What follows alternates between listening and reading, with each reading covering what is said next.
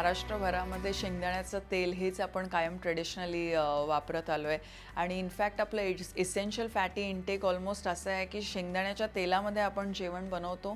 तूप आपण आपल्या भातावर, पोळीवर, भाकरीवरती वाढतो. थालीपीठाबरोबर आपण लोणी खातो आणि प्रत्येक गोष्टीबरोबर आपण कुठची ना कुठची तरी चटणी खातो. मग ती आळशीची असो किंवा कढीपत्त्याची असो किंवा खोबऱ्याची असो. तर ह्या सगळ्यामुळे आपल्याला सगळ्या टाईपचे इसेन्शियल फॅटी ॲसिड्स मिळतात. तर हे आपण आपली जी खाण्याची पद्धत आहे ती आपण अशीच जपली पाहिजे आणि ती पुढेही नेली पाहिजे.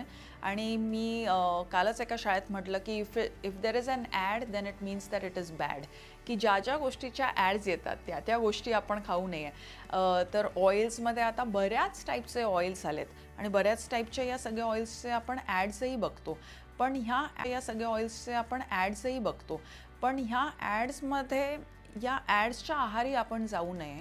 इनफॅक्ट आपण हेच कायम लक्षात ठेवलं पाहिजे की शेंगदाण्याचं तेल जे की कच्च्या घाणीमधून येतं, that is the best oil for us to use.